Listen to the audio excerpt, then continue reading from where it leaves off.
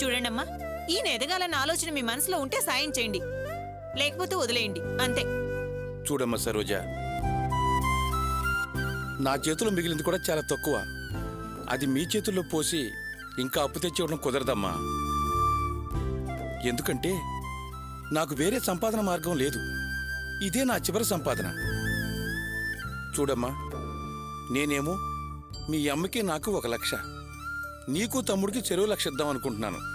దాంతో మీరేమైనా చేసుకోండి, అది మీ ఇష్టం. నానా, నాకేమీ డబ్బు అవసరం లేదు, అది అక్కకి ఇవ్వండి. బావగారు బిజినెస్ బాగుంటే అక్క జీవితమే కదా బాగుపడేది.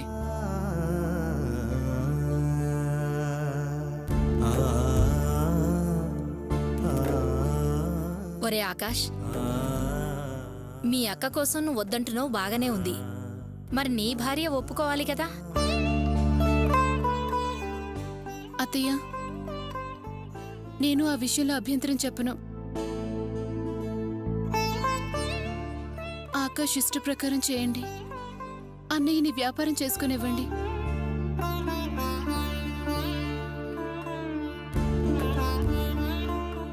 నానా, రాణి కూడా సరే అంది, మీరేమంటారు? చిన్నవాళ్ళు వాళ్ళు మీ మేలు కోరి వాళ్ళ భాగం మీకు ఇచ్చేస్తానంటున్నారు. మా భాగం కూడా మీకు ఇచ్చేస్తాం. మిగతా లక్ష్యం మీరు ఎక్కడైనా ప్రయత్నం చేసుకోండి. ఎమ్మ సరోజ, ఏమంటావు?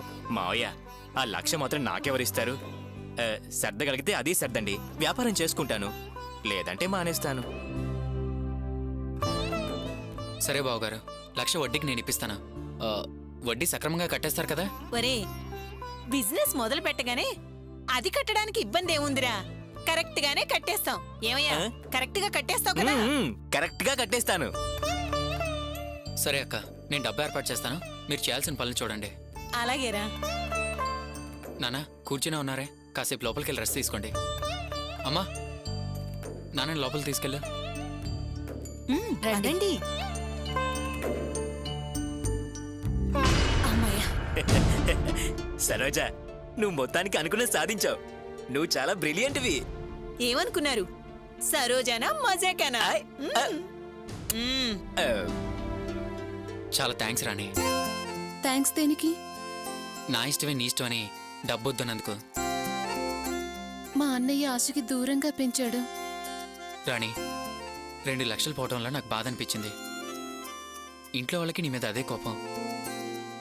ఏదైతేనే ప్రస్తుతానికి ఈ విషయం నాన్నకు తెలియకుండా దాచగలిగా. 4 రోజులు ఆగితే అందరూ మెల్లిమెల్లిగే విషయం మర్చిపోతారు. ఆ తర్వాత అందరూ కలివిడిగా ఉండొచ్చు. సరే రాణి, వెళ్ళి కాఫీ పట్రా. అలాగే.